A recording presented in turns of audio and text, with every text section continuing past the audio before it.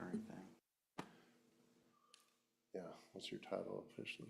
I can introduce myself, but if you want to just say. All right, well, welcome. We'll get started on presenting our mitigation plan for the city of Kennedale. We've got a survey over here in the corner if you do want to end up picking that up to fill out at the end of this. Any questions, any input back towards us on the mitigation plan, we'd love to hear it. And that's the reason for this public meeting, is to just get feedback from the public. We're also out online, so any part of this is being recorded, and you can rewatch that or look at the draft plan on our website.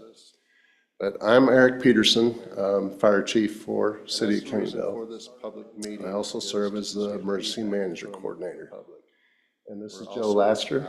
He's with Burleson. I'm with Burleson, but I've been hired as a consultant for the city to rewatch that or look at the draft plan on. And so we're going to go through the purpose of the plan and just where we're at with it. And again, we're looking for feedback from our citizens and public. So we'll get started. Thank you, Chief. So again, my name is Joe Laster. I'm an emergency preparedness consultant. Been in emergency management over 6 years now. And we're point of this presentation again is just to update our hazard mitigation plan. The current plan was the 2021 version. And so this is just that 5-year update, and we'll get into more details here in a second. So the agenda is to talk about what is a hazard mitigation, the purpose and benefits of our plan, and tell y'all how to publicly engage and to give us the feedback that we need, and also to answer any questions you all might have. And so this is just that 5-year update, and we'll get into more. So stand corrected. The current plan was updated, and we're updating the 2020 plan, hazard mitigation plan. The plan must be updated every 5 years. Part of the requirements for the plan is you have to submit it through the Texas Division of Emergency Management. They do a check off, and then the Federal Emergency Management Agency, or FEMA, has to check it as well. FEMA requires public engagement, which is good because what we don't see, we need to hear from the public, right? So again, this is our 5-year update. Hazard mitigation, it refers to the ongoing proactive efforts designed to lessen or prevent the long-term impacts of natural hazards on Kennedale residents, infrastructure, and community assets. Our objectives in hazard mitigation are we identify and evaluate the hazards that are natural in nature to the city of Kennedale. We prioritize the mitigation strategies that reduce the damage, disruption, and recovery cost of those, and establish a clear framework to implement, monitor, and update mitigation actions. And we incorporate our public input and our stakeholder participation through the planning process. Natural in nature to the city of Kennedale. So community resilience, we want to prevent or reduce the loss of life. That is number one priority. Reduce the economic impact and disruptions to the city, and speed up recovery of essential services to the community. In hazard mitigation, resilience is the ability of a community, system, or organization to prepare for threats, adapt to changing conditions, and withstand and recover rapidly from disruptions. This concept is crucial for reducing long-term risk to human life and property. So we developed a planning team from various city departments, and their responsibilities including attending planning meetings. We did do a risk assessment where we talked about again, natural hazards that the city is vulnerable to, and we ranked those. And then we conducted a capability assessment of the city and identified our mitigation goals. And then we ranked those out and developed mitigation strategies. And then this part of it is we are looking to support our public engagement portion of this planning process. And we ranked those. And then we conducted a. So that quick little overview. There's 4 phases. We are currently between 3 and 4 right now. So we organized in phase 1, organized resources for planning process. In phase 2, we assess the risk and capabilities. Phase 3, identify those mitigation strategies. And then phase 4, after we gather our community feedback, we're going to go ahead and submit and then adopt and implement the plan. 3 and 4 right now. So we organized so why do we plan? Again, to identify solutions to mitigate the effects of the natural hazards. Assessing risk and understanding better local understanding for decision making, and consider alternative supports to identification of feasible, cost-effective, long-term actions. Groundwork for risk-based mitigation investments. Again, identify solutions to mitigate the effects. And another big reason why we plan is for grant eligibility. Having a FEMA-approved hazard mitigation plan makes the city eligible for numerous mitigation grants that come available every now and then. Having the plan already approved and established just puts the city ahead to go ahead and apply for those. It's a quick step that the city doesn't have to worry about later on. So having that plan grant comes available, boom. And the National Institute of Business Sciences, and this still stands true, is that every dollar invested in a mitigation project is $6 saved. The already approved and established just puts the city ahead. So here's a few of the grants. Now, full disclosure, some of these grants, again, it depends on which administration, what the administration's doing on the federal level, but some of these grants are available to us every year. Some of them might not be, but these are the most common ones. So our hazard mitigation grant program is a post-disaster mitigation projects and planning, a post-fire for wildfires and such. Our BRIC grant, which is the Building Resilient Infrastructure in Communities, Pre-Disaster Competitive Projects, plus capability capacity building. And then flood mitigation. So you think of the flood risk and the repetitive flood losses, though that type of grant would help with that. A post-fire for wildfires and such. Our BRIC grant. So takeaways, again, to keep the hazard mitigation plan current, adopted by the city council, it includes fundable projects, so the city can move quickly when grants open, as I mentioned earlier. You just want to have that plan already established. So that type of grant would help with that. So how can the citizens contribute? So attending public meetings, this is the first one. We'll have a second one on February 5th. There is a survey online. There's also paper surveys here, either or. And also to review the draft and submit your feedback. You can do that prior to taking the survey or however you want to do it. So the draft itself is online. I'm about to show y'all where that's at. So the URL's there. But you can Google Kennedale Hazard Mitigation Plan. It'll be the first thing that pops up for you. Either or. And so on the website, you can review the draft plan. That's the first link where the first red arrow is. And then the second red arrow is that's where you click to take the online survey. The URL's there. Now, when you go through the plan,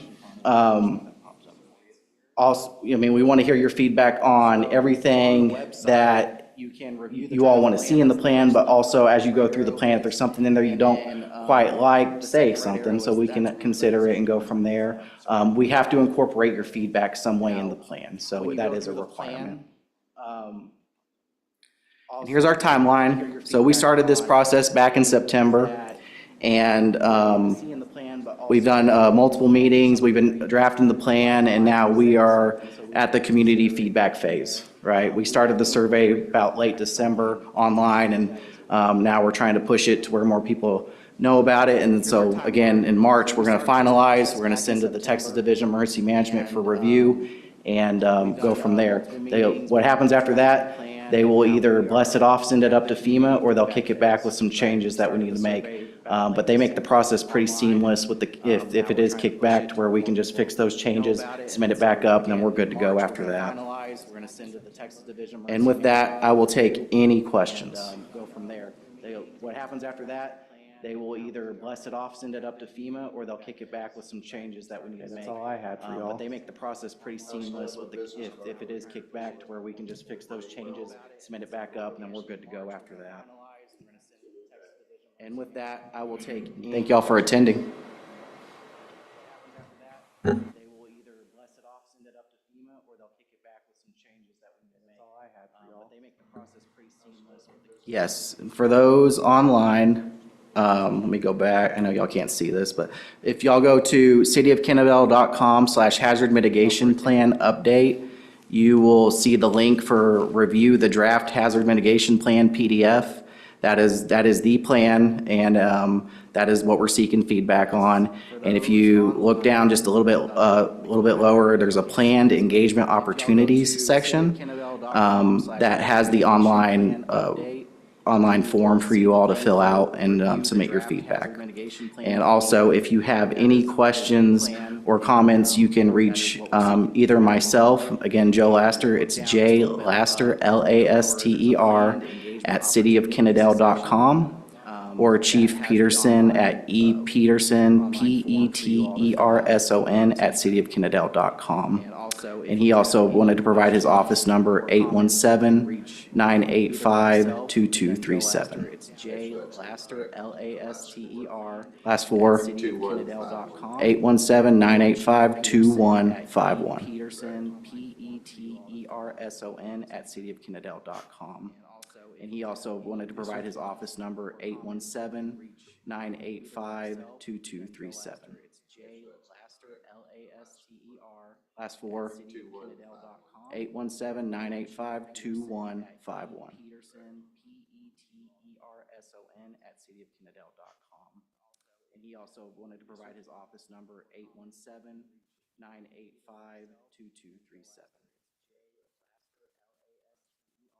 Last four, 817-985-2151.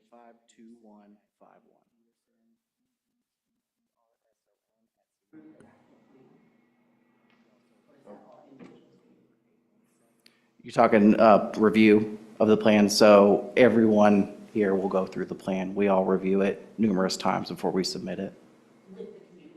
With the community, walking through the plan, we can do that right now if you'd like. Yeah, absolutely. That's why we're doing this.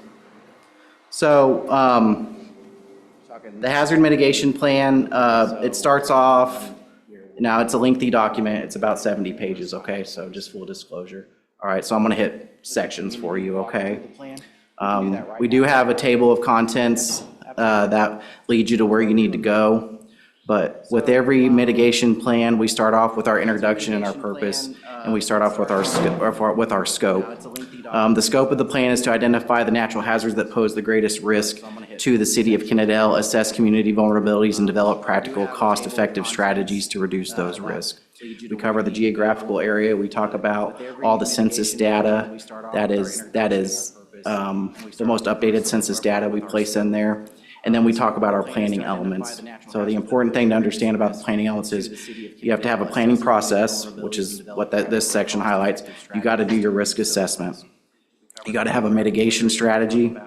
You got to plan the maintenance, and then you have to identify how you're going to maintain the plan, and then you have to talk about updates and how you're going to incorporate those updates with the maintenance. And then you have to talk about how you adopted the plan. So talking to basically the standard way to do it is we get the A-OK from TDM that it's a good plan. Go ahead and take it to your city council, and city council will adopt it after they have reviewed all they need to review in it. And once they formally adopt it, then we just wait for the we wait for the we just wait for the resolution, and we send that up to TDM, and they send it to FEMA, and then we're good to go after that. Go ahead and take it to your city council, and city council will adopt it after they have reviewed all they need to review in it. And once they formally adopt. So again, your community profile, so updated maps, zoning maps, transportation maps, future land use maps, and again, there's the census data, and the goes into population, economy, geography, and land and setting. So again, your community profile, so updated maps, zoning maps. And we talk about critical facilities, so facilities that are the community lifelines, right? So you think of City Hall, you think of the police department, the fire department, places like that where you got to have those community lifelines. So we identify those, and we identify what the structure value is, square feet, all that, and the content value, and that way it's documented on the value of those critical facilities. There is a critical facility we still need to add in here, which is the library/community center. We want to make sure we include that in there. That one just didn't make it into the draft for public comment, but we do have that. Is square feet, all that, and the content value, And that way it's documented on the value of those critical facilities. So it's an estimate, but compared to the last plan, these are much more updated. And yeah, that was something we really focused on, was making sure that they were the most accurate we could get them. And then the local planning team, it identifies who all was on the planning team. So the fire department, police department, community development, public works, and then other police and fire individuals who specialize in hazard identification and all that. And then the local planning team. There is a section in here, public meetings. Again, there's some red in here where we're going to add the input we get from this meeting and from all the comments from the community surveys. And then other police and fire. Public outreach notifications. You know, y'all saw that we're trying through Facebook. We put on city calendar. And, you know, hopefully word of mouth through the citizens as well. So we were talking about that too. How can we get the word out more about the following meeting and make sure we get the max participation we can get from the citizens? And then the timeline, we kind of already discussed the timeline. We're trying through Facebook. Hazard risk identification. So we identified declarations. In this one, we go all the way back to 2015 with severe storms, and these declarations, some of them are state, some of them are federal declarations when it comes to disasters. But think of like the severe ice storms in here from 2021, the COVID pandemic. Yes, ma'am. Declarations. In this one, we go all the way back to 2015 with severe storms. And these declarations, some of them. Yes, we can add a Spanish. We need to add a Spanish one. That's a great point. When it comes to disasters, but think of like the severe ice storms in here from 2021. Well, it doesn't hurt to have Spanish in there as well. So I think I'll get with Chief and we'll get a Spanish survey up there as well. Yes, we can add a Spanish. We need to add a Spanish one. All right. And then so the planning team ranked the hazards as such. So when you rank hazards, you need to think of what happens the most here. So obviously a lot of people lean towards tornadoes because we all think we're in Tornado Alley, right? So, but when's the last time a tornado happened here? Well, on record, it's 2012. And so tornadoes don't happen as often as severe weather happens here. So severe weather took the cake and took the #1 ranking. And then we took winter storms as #2, flooding as 3, extreme heat as 4, drought as 5, wildfire as 6, tornado as 7, expansive soils is 8. I'm happy to explain what that is if anyone has any questions on that. And then #9, the final one, is earthquake. So all these hazards or the natural hazards identified by FEMA that we are required to rank and required to mitigate against. Again, if you feel like something else should be in there, that's the point of the survey. Maybe y'all should think about X, Y, and Z, but just keep in mind we have to go off of the natural hazards type thing. So all these hazards or the natural hazards identified by FEMA that we are required to rank and required to mitigate against. Again, if you feel like something else should be in there, that's the point of the survey. Maybe y'all should think about X, Y, and Z, but just keep in mind we have to go off of the natural hazards type thing. Like fracking in general? Right, so we have to go off of the data. So if we don't have data on earthquakes in Kennedale, it's not going to rank high. So we want to go off of what's on record, basically, and not try to just go off of assumptions, I guess is the best way to put it. But good point. Good point. So we say we come back in 5 years and there is fracking in Arlington and it starts earthquakes here and we start having records of earthquakes, it's going to change in the ranking. So it's fluid. We want to go off of what's on record, basically, and not try to just go off of assumptions. Oh yeah, if it Richter scales, that's an earthquake. Absolutely. Yes, ma'am. Good point. So yes, ma'am. Say we come back in 5 years and there is fracking in Arlington and it starts earthquakes here and we start having records of earthquakes, it's going to change in the ranking. And then, so as we rank these, we talked about when they were likely, unlikely. So we go into more detail, right? So I'm not going to go through all these, but it's like severe weather. So it was ranked the #1 ranking and geographical area affected. we rank as extensive because when severe weather pulls through Kennedale, it's going to affect the whole city, so it's extensive. And the probability of future occurrence is highly likely because I think we have severe weather just about every other month or so. So maximum probability of extent, medium, but then we have to identify potential impacts. So damages to fences, damages to roofs, you name it, electrical grid problems. So we have to throw those in there. And then we got to throw in our vulnerabilities as well. Because I think we have severe weather just about every other month or so. So go through these, and I'm going to skip down to. Then we have to identify potential impacts. So damages to fences, damages to roofs, you name it. Our capabilities assessment.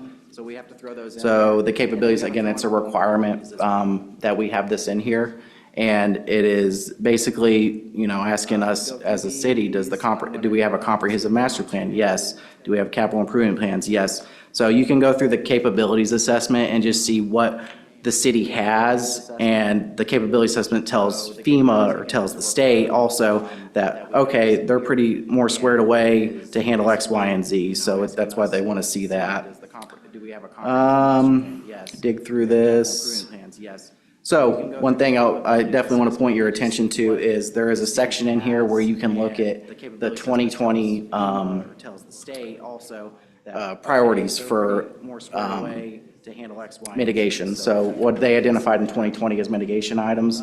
And in here, the status is some of them are deleted, no longer feasible. Some of them have been accomplished. Some of them are carried over to this plan. So it's real good just to go in here and just see what exactly, maybe one of those non-feasible ones, you're like, well, why is that not feasible? Why can't we do that anymore? So that could be one thing that we can get from the public. The status is some of them, but majority of these were completed, and the ones in the bulk that weren't completed were deferred to 2026. This mitigation plan.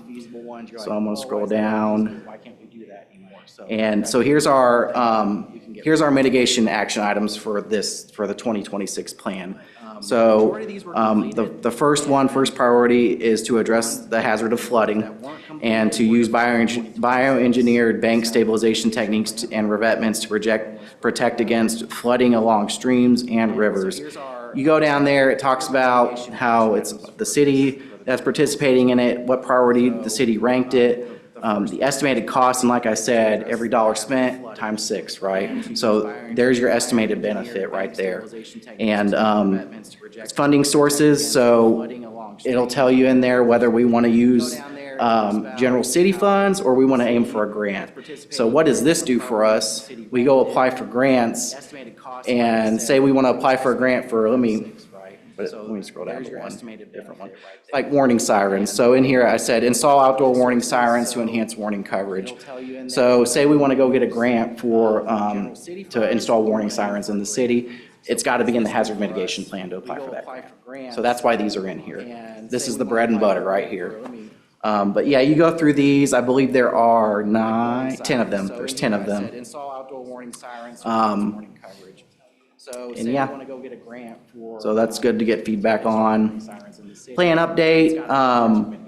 So plan update, again, I've already kind of talked on this in plan maintenance. We want to make sure that we lay out how we're going to update the plan and maintain the plan. So it's nothing that we just kind of approve and then look at in another fight. This is a continuous process. It's a living document. So as we start say we start knocking out mitigation action items, we're going to start updating the plan. Like, okay, we knocked this out. What can we do? What can we do next, kind of thing. So just keep on improving as we go. So it's something that we just kind of approve and then look at the planning team's established. So as we start, then at the end, once we wrap all this up, I'll add in all the appendices. So the appendices are going to be all our planning team meeting sign-in sheets, all of our agendas, all of our community feedback, this meeting, proof that we posted online, everything that establishes, hey, we did everything we needed to do to make sure that we got full community feedback and everything. And that's the plan. 50 pages. All of our community. Any other questions about that? Thank you for asking to do that. I appreciate that. Proof that we posted online, everything that establishes, hey, we did everything we needed to do to make sure that we got full community. Absolutely, absolutely. Did you have any other questions that you want? Okay. Okay. Yes, sir. Any other questions about that? Thank you for asking to do that. I appreciate that. That we posted online, everything that establishes, hey, we did everything we needed to do to make sure that we got. Absolutely, absolutely.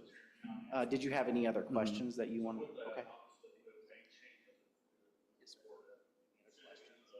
Mm-hmm. Mm-hmm. Because as y'all grow, as y'all grow, different hazards come to light, different hazards that y'all have to prepare for. I mean, I think severe weather is always going to be and climate changes and all that too. I mean, severe weather is a thing right now, but maybe winter storms will be a thing next time. You know what I mean? So it's the benefit to the city is having this updated to where, okay, we've realized that this hazard, we've done this and we've taken care of this, so we can move on from this. We've mitigated that hazard. Okay, now we got this now, and it's like I said earlier, it's a living document. You just have to continually update it. You have to realize that really, and on the face of this, the federal dollars are what's going to help the best with this plan, because as long as you don't do the plan just to do it to apply for grants and help, ease the financial burden on the taxpayers. That is really the biggest benefit of this plan, is that it's going to help pay for things that the citizens won't have to pay for. The federal dollars are what's going to help the best with this plan, because as long as you don't do the plan just to do it to apply for grants and help, ease the financial burden on. Yes, sir. Yes, so Kennedale has ventured to do their own plan this cycle, and as far as hazard mitigations plans, if you look across the board, across the country, they all kind of look similar to an extent, because they all have to have those essential parts that FEMA wants. But this plan is special because it's more personal to y'all. It's not just a generic plan. It is a plan for the city of Kennedale. If you look across the board, across the country, they all kind of look similar to an extent, because they all have to have those essential parts that FEMA wants. But this plan is special because and that's not unheard of. So there's nothing wrong with that. I want to make sure that we make that clear. Tarrant County does do hazard mitigation planning as a county, and they adopt jurisdictions underneath it. So why this one's a little bit different is because there was just more investment into it for this one. We were really passionate about making it the best we could. As far as the Tarrant County plans, those are usually put on by a third party, and you get pulled and things can get missed with so many different people. But if you just we centralized this to where it was just Kennedale, us focusing on updating this plan, that's why we're proud of it. So nothing wrong with the Tarrant County plan. Those are usually put on by a third party, and you get pulled and things can get missed with so many different people. But if you just we centralized this to where it was just Kennedale, us focusing. No, it's still a competitive process. So Kennedale is taking this very seriously, as opposed to, I can't speak on how other jurisdictions are doing it, because I know whenever they hired me on, it was, we want to make sure we're saving the taxpayers dollars. We want to make sure that we're mitigating against hazards. We want to do it the right way. So Kennedale is taking this very seriously, as opposed to, I can't speak on how other jurisdictions are doing it. No. Tarrant County doesn't provide any of the funds for this. So I think we're overall. So Tarrant County hazard mitigation umbrella, right, and jurisdictions underneath it. Each jurisdiction is responsible for applying for their own grants, and each jurisdiction is responsible for their own plan, essentially. Tarrant County is just hubbing it for them and helping them push it through. So I think we're overall. There you go. So Tarrant County hazard mitigation umbrella, right, and jurisdictions underneath it. Each jurisdiction is responsible for applying for their own grants. If the jurisdictions choose to participate, I can't speak on all jurisdictions what they choose to do, but it's not that Kennedale didn't choose to participate, it's just, this is just how this worked out, so. So, and it also, I think it's fair to say that this plan, say we want to jump to the Tarrant County umbrella in a few years, this plan will slide right in, not a problem. So I can't speak on all jurisdictions, what they choose to do, but it's not that Kennedale didn't choose to participate, it's just, this is just how this worked out, so. So, and it also, I think it's fair to say that this plan, say we want to jump to the Tarrant County umbrella in a few with years. independent this plan will slide entities right in. that's within that umbrella. We have just chosen to look at the city of Kennedale and how does this plan affect the city? Not as an umbrella for Tarrant County. Tarrant County will always partner with us.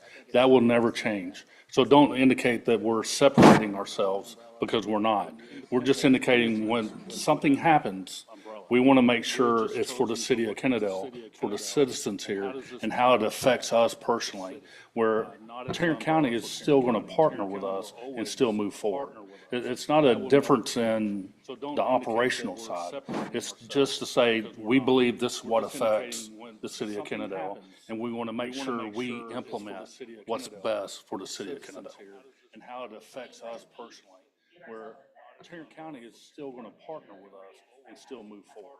It's not a difference in the operational side. There's a lot of pros to it that empathize for the city of Kennedale. We just want to make sure that something happens. We're talking about the city of Kennedale. What can we do that's going to improve the quality of life for our citizens? And that ultimately, that's the bottom line.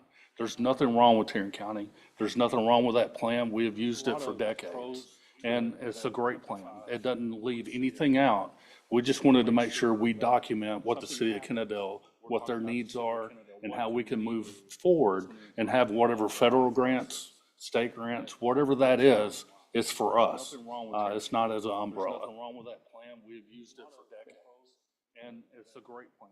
It doesn't leave anything out. You have any other We just wanted to questions? make sure we document what the city of Kennedale. I appreciate your engagement, I really do, so that's awesome. Forward and have whatever federal grants, state grants, whatever that is. Okay, so we're gonna hang out. We're here till 7:30, but if more folks come in, we'll do it again once more folks show up. So, thank you. Any other questions? I appreciate your engagement. I really do. So that's awesome. And have whatever federal grants, state grants, whatever that is. Okay, so we're gonna hang out.